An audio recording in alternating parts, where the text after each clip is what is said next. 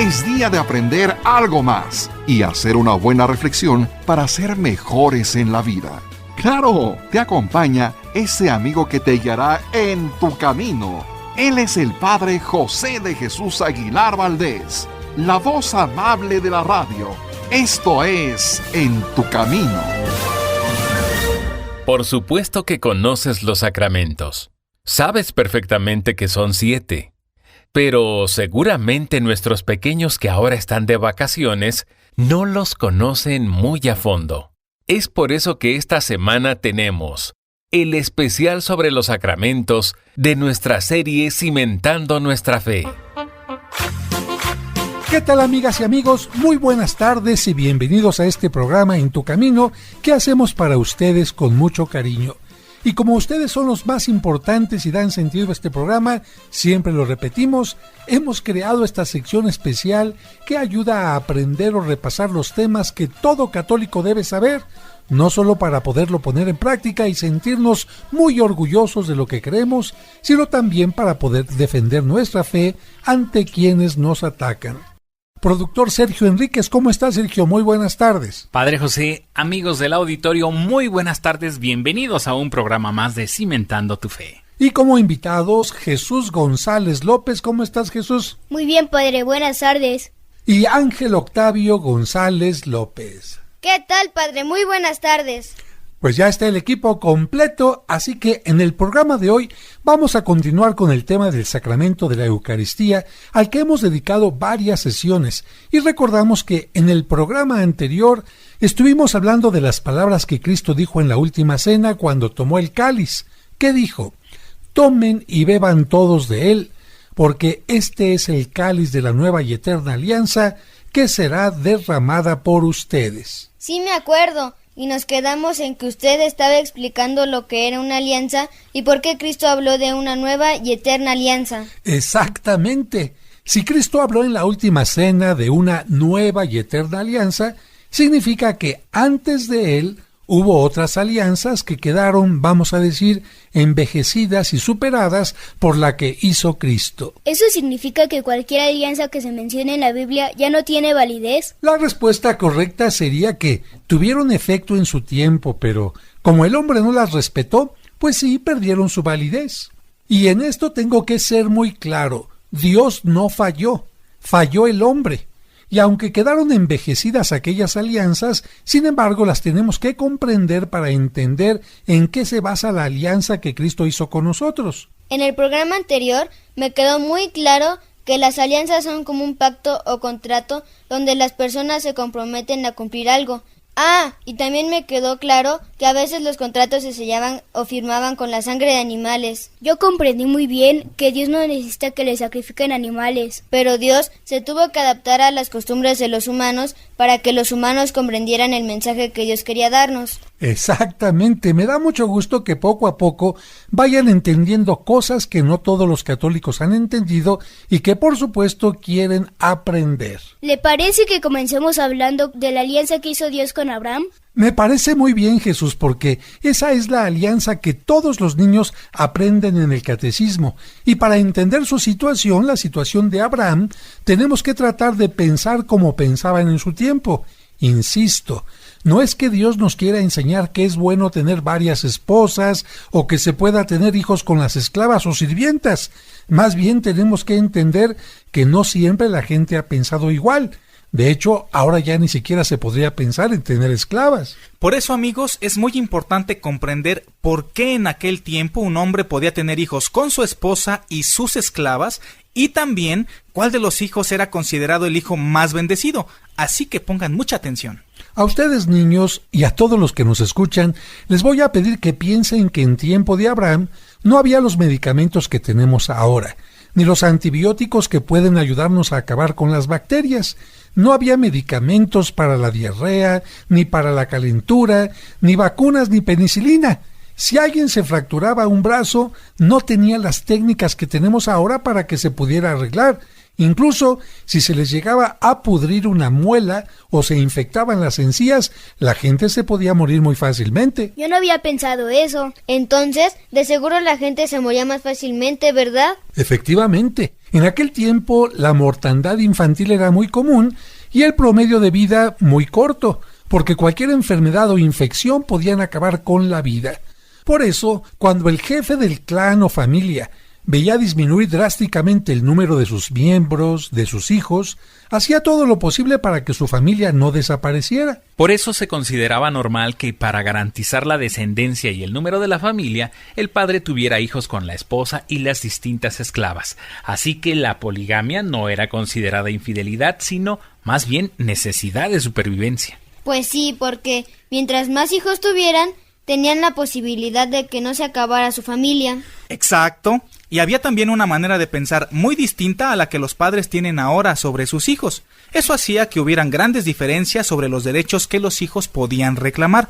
No todos los hijos tenían los mismos derechos. ¿Qué era lo que pensaban? Pensaban que el hijo primogénito, o sea, el primer hijo varón de la esposa, era considerado la mayor bendición de Dios y por lo tanto ese hijo era quien tenía absolutamente todos los derechos. Los demás hijos, especialmente los de las esclavas o las hijas, es decir, las mujeres, eran considerados inferiores. Híjole, pues eso no estaba nada bien. Claro, según nuestro tiempo y de acuerdo a lo que nos enseñó Cristo, eso ya quedó en el pasado. Pero con esto entendemos que Abraham no solo deseaba tener hijos para asegurar la prole, es decir, la descendencia. Anhelaba especialmente tener un hijo primogénito con su esposa que se llamaba Sara. Anhelaba tener el hijo de la bendición. Sin embargo, ella, su esposa, era estéril. Fue en ese contexto que Dios le prometió que sería padre de muchos pueblos y eso suponía el nacimiento del hijo deseado.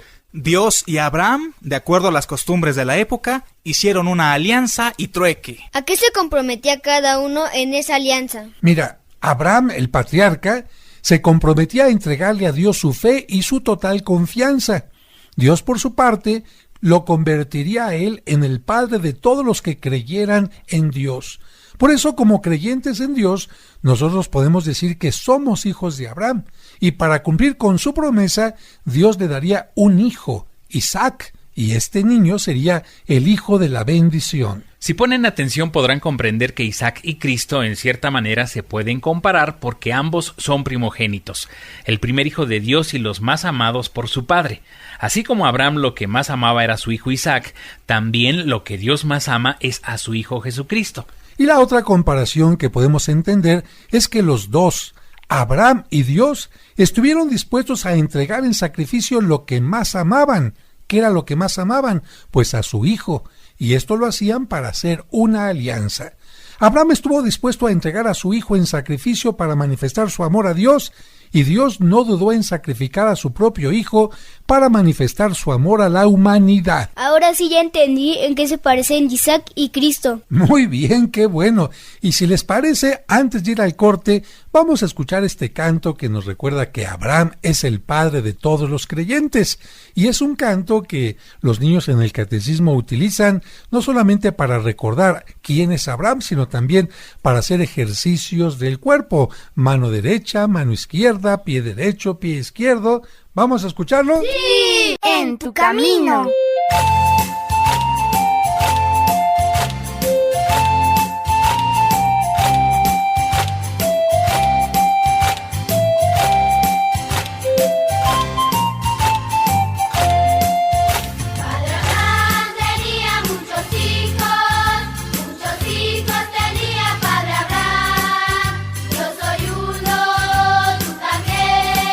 Por eso vamos a alabar a nuestro Dios. Mano derecha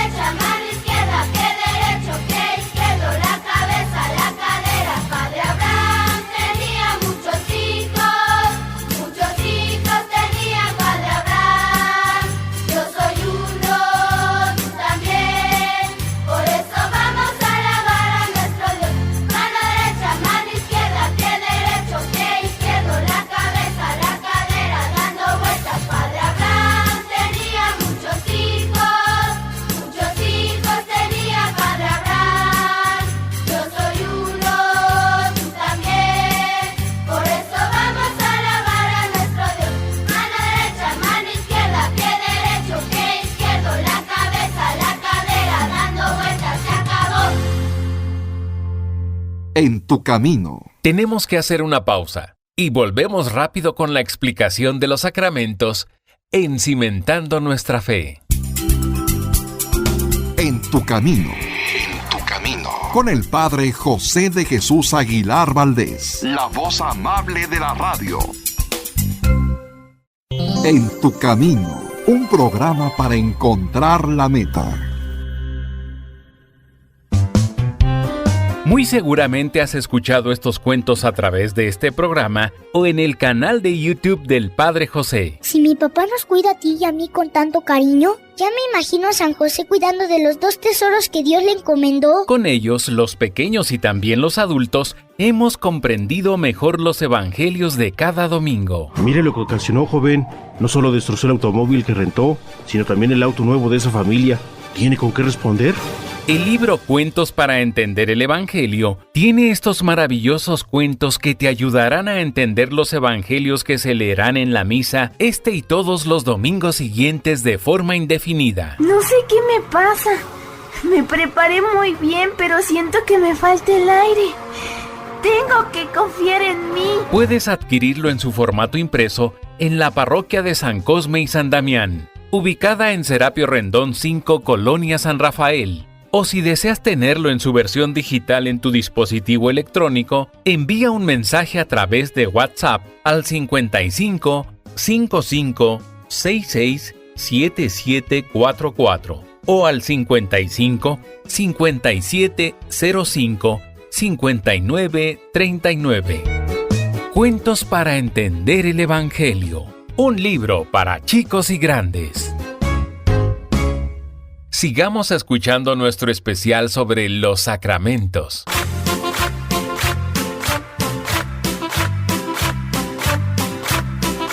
Muchas gracias por continuar con nosotros. Fuimos al corte con el canto de Abraham tenía muchos hijos, para recordar que Abraham es el padre de la fe. De hecho, los judíos consideran a Abraham el padre del judaísmo, los musulmanes consideran a Abraham el padre del Islam y nosotros los católicos consideramos también a Abraham nuestro padre. ¿Por qué? Porque fue el primer hombre que creyó en el Dios único y verdadero. Y bueno, este canto es un canto que a los chiquillos les gusta porque no solamente les recuerda esto, sino que también los pone a hacer ejercicio en el catecismo, moviendo la mano derecha, la mano izquierda, el pie derecho, el pie izquierdo, la cabeza, la cadera, dando vueltas. Y bueno, y nosotros ya no seguimos dando vueltas, sino continuamos con el tema de la Eucaristía y concretamente continuamos con el tema de la relación entre Eucaristía y la alianza.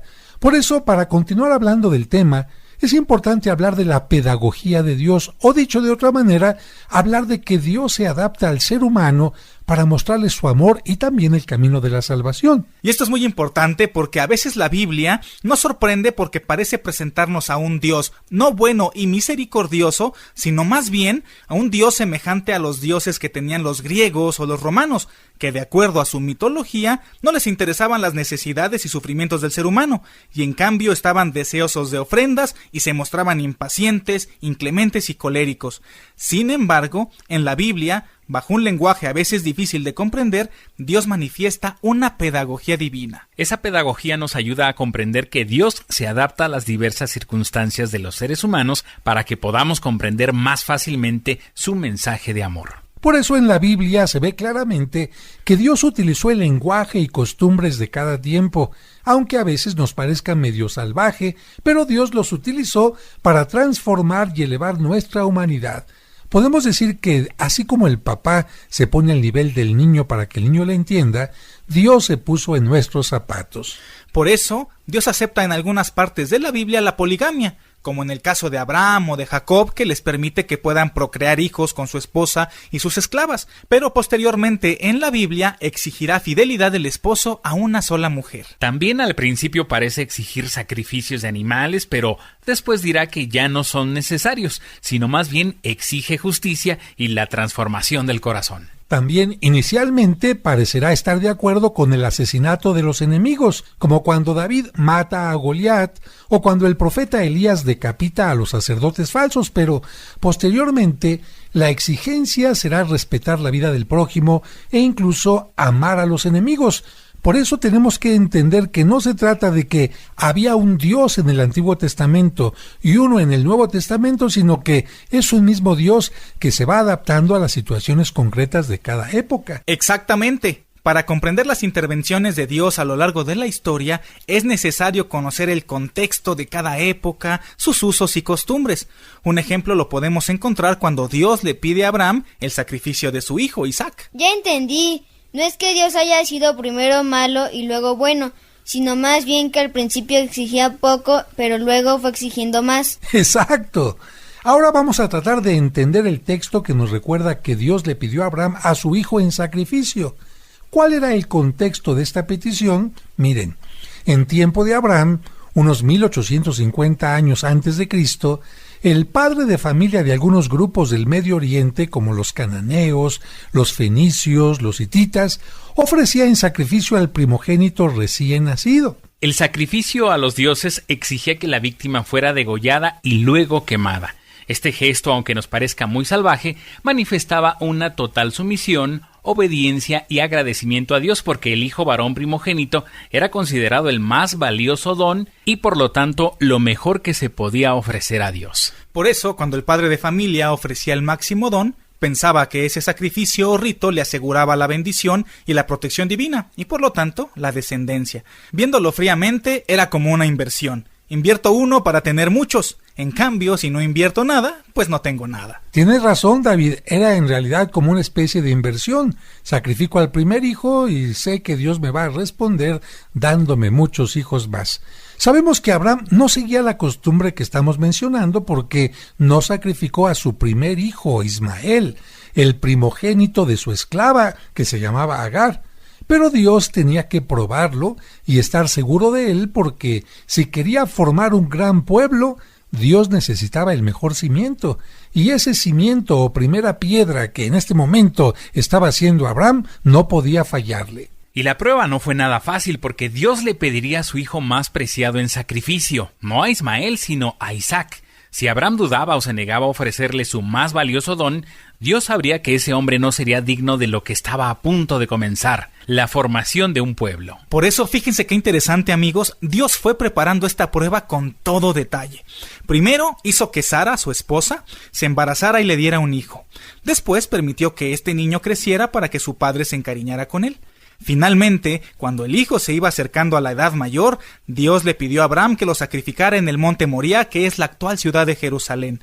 La Biblia no menciona la edad del niño, de Isaac, pero los pintores lo han representado con 13 o 14 años de edad.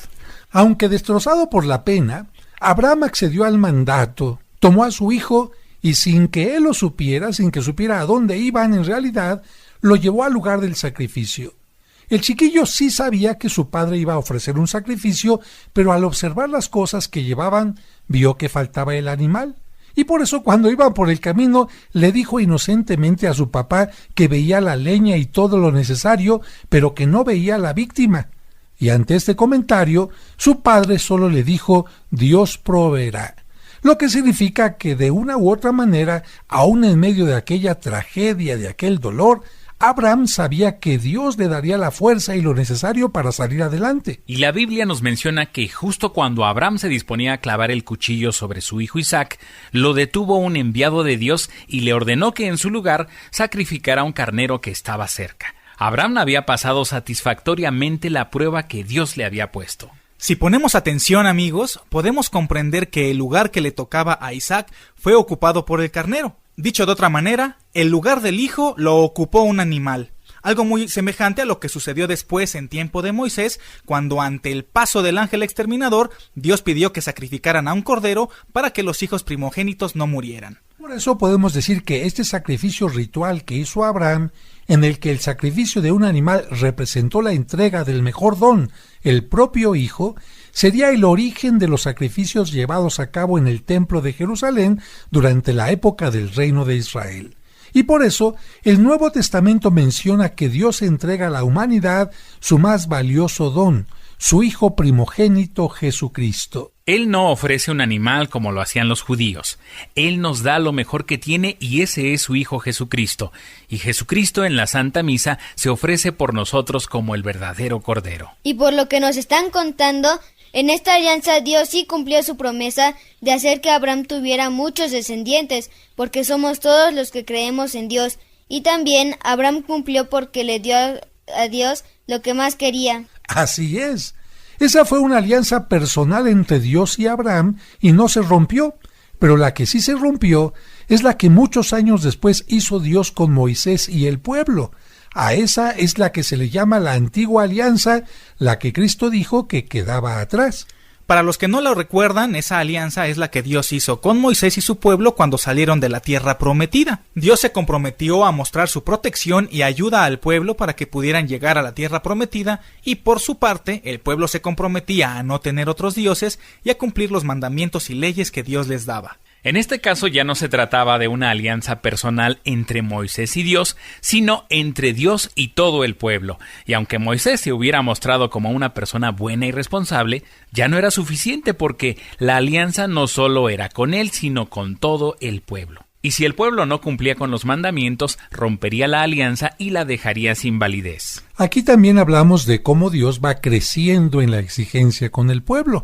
En un principio, la alianza que hace es una alianza personal entre él y Abraham.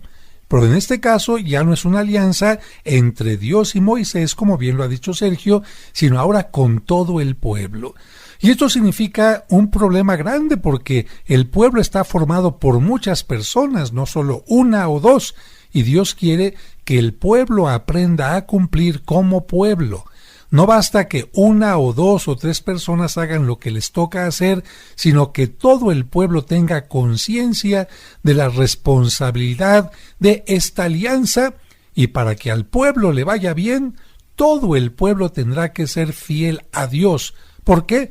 Porque Dios no solamente es fiel con uno del pueblo o con dos, sino Dios es fiel con todo el pueblo. Vamos a ir a un breve corte para continuar hablando de esto que es la nueva y la eterna alianza, comparados con la antigua, con la vieja alianza. Yo soy el Padre vida, el que viene a mí no tendrá hambre, el que cree en mí no tendrá sed. Nadie viene a mí si mi Padre no le atrae. Tenemos que hacer una pausa y volvemos rápido con la explicación de los sacramentos en Cimentando Nuestra Fe. ¿Sabías que mediante una pequeña lectura que hagas cada día durante un año, habrás comprendido qué es la Biblia y cómo se formó? Además, conocerás el origen del pueblo judío, cuál es el sentido de los 10 mandamientos. Sabrás también cuáles son los libros sapienciales. Conocerás la relación entre el Antiguo y el Nuevo Testamento. Además, cuáles fueron las palabras de Jesucristo y muchos temas más. 365 días para acercarse a Dios. Adquiérelo en la parroquia de los santos Cosme y Damián, Serapio Rendón 5, Colonia San Rafael, a 2 calles del Metro San Cosme. O pregunta por los envíos y la versión digital enviando un mensaje a través de WhatsApp a los teléfonos 55 55 66 77 44 o al 55 5705 5939. 365 días para acercarse a Dios. Un libro del Padre José que te hará crecer en tu vida espiritual y te hará descubrir que Dios está más cerca de ti de lo que te imaginas. En tu camino, un programa para encontrar la meta. En tu camino, un programa para encontrar la meta.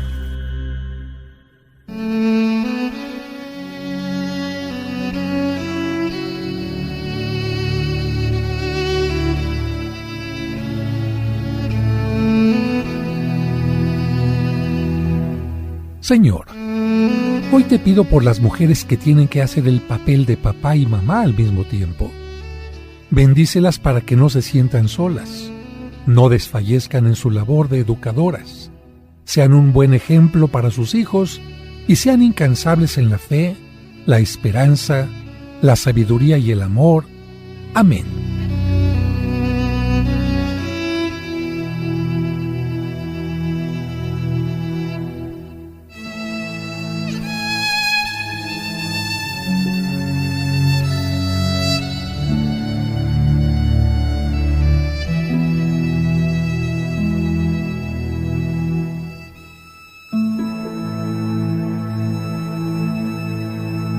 Sigamos escuchando nuestro especial sobre los sacramentos. En tu camino. Muchas gracias por continuar con nosotros en este programa especial sobre la Eucaristía, concretamente con el tema La Alianza, la nueva y eterna alianza. Y antes de ir a un corte, estábamos hablando de aquel momento en que ha salido el pueblo de Egipto con Moisés a su cabeza, han llegado al monte Sinaí, y antes de que empiecen su travesía por el desierto, Dios dice: señores, tenemos que caminar juntos. Si ustedes caminan por su lado, ¿quién sabe a dónde lleguen? Si ustedes caminan por su lado, yo no me comprometo a cuidarlos, a alimentarlos, a protegerlos. Pero si ustedes quieren que los cuide, tendrán que ser fieles a este Dios que les ha dado la libertad, a este Dios que los va a llevar por el camino, y tendrá que confiar en que lo que yo les estoy pidiendo es necesario para que lleguen a la tierra prometida. Si yo les doy unos mandamientos, será precisamente porque estos mandamientos les servirán para crecer como pueblo. Y como ya hemos dicho que en aquel tiempo las alianzas, los contratos se hacían sellándolos con la sangre de algún animal, pues Moisés sacrifica un animal y con aquella sangre rocía al pueblo, como diciendo: Señor, estamos todo el pueblo aceptando este compromiso. Lamentablemente, vamos a ver en la Sagrada Escritura que esta alianza, que se hizo con tanto cariño al principio, con tanta alegría, fue rota en muchas ocasiones. No por Dios, sino por el pueblo. Dios cumplió su parte porque les concedió que llegaran a la tierra prometida, pero el pueblo no cumplió con la suya, con su parte. No obstante, Dios no rompe la alianza, tiene un poquito de paciencia, se hace el disimulado y Dios sigue siendo fiel al pueblo. Pues sí, siguió siendo fiel y les tuvo mucha paciencia, pero como pasaron los años y el pueblo no supo valorar el amor de Dios, Él quiso darle una lección y permitió que otros pueblos lo invadieran. Así fue como los asirios y babilonios destruyeron Jerusalén y su templo, tomaron presos a los hebreos y los llevaron al exilio en Babilonia. Y es que, como dice el dicho, nadie sabe lo que tiene hasta que lo ve perdido. Dios sabía que el pueblo necesitaba perder lo que Él le había dado para que volviera a valorarlo, y afortunadamente así fue. Cuando estaban en Babilonia se pusieron a llorar y a extrañar los tiempos en que Dios los bendecía, y sólo así hicieron el propósito de cambiar. Precisamente aquel momento que nosotros conocemos como el exilio, esta etapa en Babilonia, es la que va a hacer que el pueblo reflexione, añore el pasado, añore la relación con Dios, pero pues ellos están seguros de que han actuado tan mal que Dios nunca los va a perdonar. Sin embargo, Dios les manifiesta que les ofrece el perdón y les permitirá regresar o no regresar. Esto lo vamos a ver después. Ahora yo te invito a que escuches este canto que se llama Señor, nos mandaste al desierto. Y este canto está precisamente en referencia a lo que pensaba el pueblo judío cuando había salido de Jerusalén a Babilonia. Nos mandaste al desierto, ¿pero para qué? ¿Para abandonarnos? ¿Para castigarnos únicamente? ¿O para cambiar nuestra mente y nuestro corazón? Precisamente este canto, Señor, nos mandaste al desierto, se utiliza en épocas como la Cuaresma, épocas en las que el ser humano tiene que pensar un poquito hasta dónde me he alejado yo de Dios, hasta dónde yo no he cumplido mi parte cuando Dios me bendice con salud, con vida, con oportunidades e incluso con problemas, porque los problemas a veces me hacen pensar, buscar nuevos caminos, tener nuevas actitudes o incluso volver la mirada nuevamente hacia ese Dios al que he abandonado. Vamos a escuchar este canto, Señor, nos mandaste al desierto.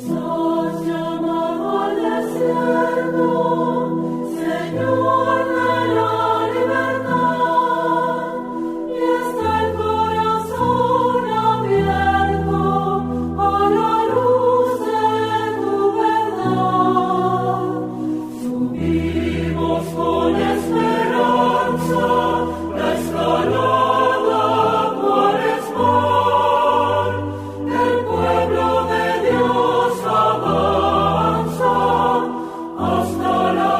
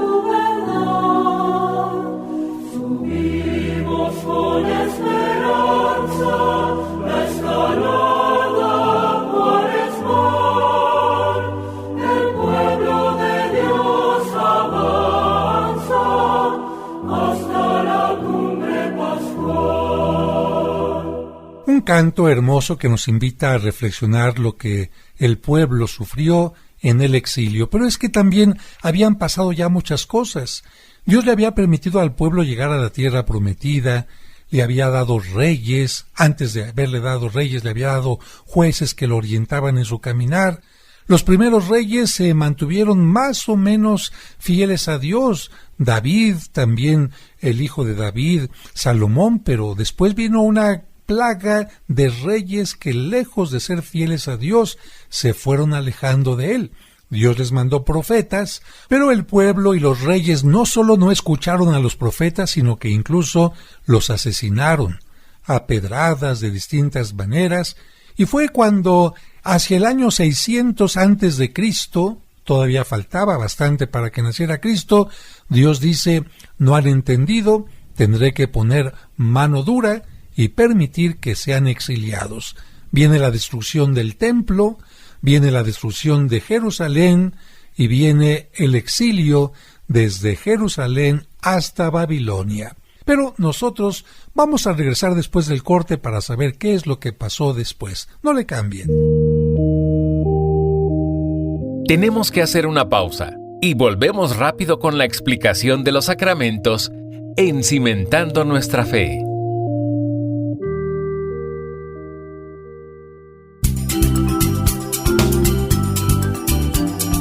Estás escuchando En tu Camino. Con el Padre José de Jesús Aguilar Valdés, la voz amable de la radio. En tu Camino, con el Padre José de Jesús Aguilar Valdés, la voz amable de la radio.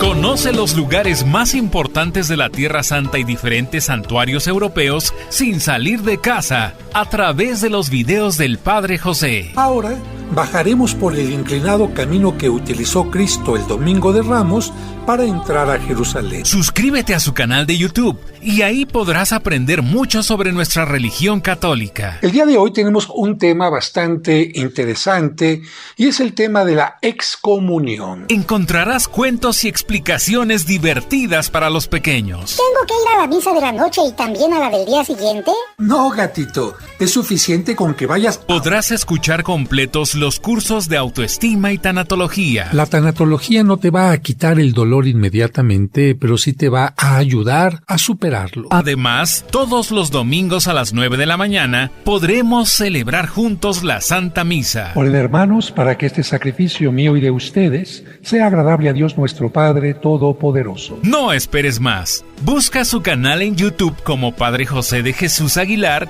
y suscríbete. Sigamos escuchando nuestro especial sobre los sacramentos.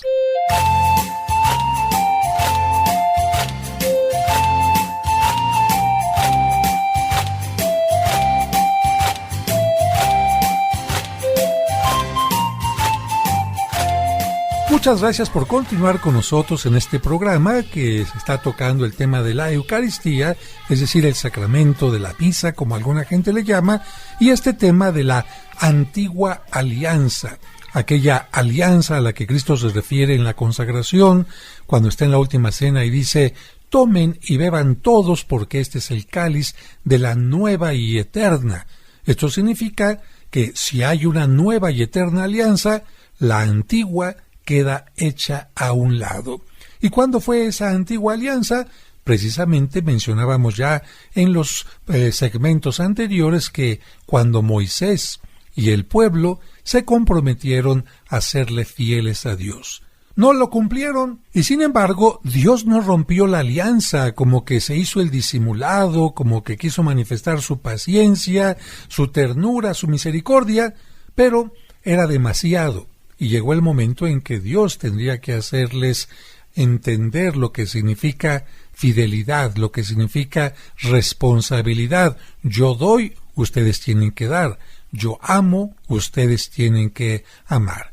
Y precisamente vamos a continuar hablando de qué es lo que pasó después de esta época del exilio. ¡Ay, pobrecitos! ¿Y Dios les concedió regresar a Jerusalén? Sí se los concedió, pero tuvieron que pasar 70 años para que les ayudara a regresar. El pueblo, por supuesto, que tenía deseos de cambiar y hasta inventaron lugares de reunión para repasar los mandamientos y la Sagrada Escritura, pero poco a poco otra vez se les fue olvidando y regresaron a las mismas. Esto que dice David es muy importante. Antes de esta época del destierro, los judíos no tenían lugares para reunirse y repasar la palabra de Dios. El lugar único que tenían para reunirse y medio escuchar un poquito era el templo, por lo que el pueblo, podemos decir, era un tanto analfabeto en lo que se refiere a la Sagrada Escritura. Solamente conocían la palabra de Dios los rabunís, los rabinos, los maestros, pero el pueblo no tenía gran conocimiento. Por lo que cuando estaban allá en Babilonia dijeron: ¿cómo le haremos para que no se nos olvide lo que Dios nos ha pedido? Que no se nos olviden los mandamientos, el pacto que hemos hecho con Dios. Y entonces así se vio necesario que cada población debería levantar un pequeño cuarto, sencillo, sin gran ornamentación, llamado sinagoga. Porque en realidad la palabra sinagoga significa la agrupación que se reúne para escuchar la palabra de Dios. es decir, las personas como tal. Y en cada lugar, pues el que sabía más tenía que instruir al pueblo. Así es que cada sinagoga estaba administrada por un rabino, por un rabuní, por un rabí, y esto significa que ya para tiempo de Cristo había sinagogas en todas partes. Por eso es que Cristo, como todos los judíos, asistía al templo de Jerusalén 1 o 2 veces al año, pero en cambio a la sinagoga tenía que asistir todos los sábados. Sin embargo, como sucede también en nuestras iglesias católicas, no porque la gente vaya a misa los domingos y escuche las lecturas, no porque la gente vaya a misa y esté participando en los ritos, significa que ya esté siendo una buena persona. Ojalá fuera así, pero no siempre es así. Así que los judíos, los hebreos, como les llamamos los israelitas, también tuvieron una actuación nada agradable. Por supuesto, Padre José, porque, ya lo dijimos, faltaron a todos los mandamientos. Creyeron en otros dioses y adoraron ídolos, no le dedicaron a Dios el día que Él les pedía a la semana, no respetaron a sus padres, mintieron, juraron en vano, se mataron entre ellos, se robaron mutuamente, no respetaron a la mujer de su prójimo, etcétera, etcétera. Y lo curioso es que cuando el pueblo se daba cuenta que había roto la alianza, se le ocurrió que podían enmendarla ofreciéndole a Dios sacrificios de animales. Pero Dios les dijo que eso no era suficiente. Pues no, el templo estaba lleno de uno y otro sacrificio de corderos, carneros, palomas, pichones, en fin, pero la sangre de los animales no iba a purificar al pueblo. Sería necesario el sacrificio de Jesucristo. Pero antes de continuar hablando de esto, vamos a escuchar otro canto que nos recuerda los sacrificios que Dios nos pide.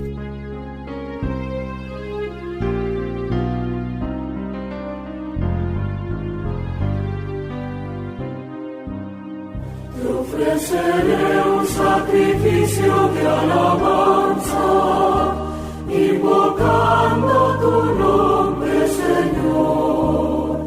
Te ofreceré un sacrificio de alabanza, invocando tu nombre, Señor. ¿Cómo pagaré al Señor todo el bien que me ha hecho? Alzaré la copa de la salvación, invocando tu nombre. Te ofreceré un sacrificio de alabanza, invocando tu nombre, Señor. Te ofreceré un sacrificio de alabanza, invocando tu nombre, Señor. Sierva tuya por siempre seré, sierva tuya, hija de tu esclava. Tú, Señor, rompiste mis cadenas, yo te ofrezco mi alabanza. Te ofreceré un sacrificio de alabanza, invocando tu nombre, Señor. Te ofreceré un sacrificio de alabanza, invocando tu nombre, Señor. Este canto, Te ofreceré un sacrificio de alabanza, no es otra cosa sino el Salmo 116, un salmo que se encuentra en la Biblia.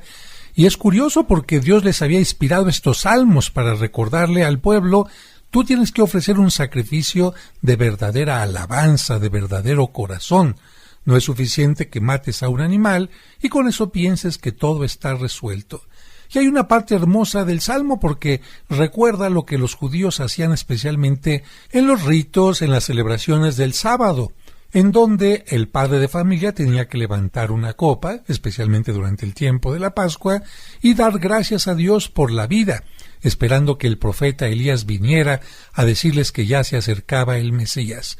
O levantaré mi copa de alabanza, Y precisamente Cristo en la última cena levanta esta copa de alabanza diciendo: te ofreceré un sacrificio. Cristo sabe que después de la última cena irá al huerto de Getsemaní y después será crucificado. Cristo va a ofrecer el verdadero sacrificio de alabanza. Por eso Cristo en la última cena, cuando habla de su sacrificio en la cruz, les dice a sus apóstoles: esta es la sangre de la nueva y eterna alianza que será derramada por ustedes. Claramente está diciendo que las antiguas alianzas han quedado sin vigor y que después de la que hace con su pasión y muerte, no será necesaria ninguna otra. Por eso dice nueva y eterna alianza. Pues yo espero que con esto haya quedado claro el tema de la alianza. Cuando Cristo dice: este es el cáliz de la nueva y eterna alianza, nos ayuda a entender que ningún sacrificio que usted lleve a la iglesia, ninguna oración que haga, ninguna ofrenda, ninguna cosa que le ofrezca a Dios será mucho mejor que el sacrificio que Cristo hace por nosotros en la Santa Misa. Por eso la Santa Misa es el principal de los sacramentos y es el punto en el cual nos tenemos que reunir como comunidad.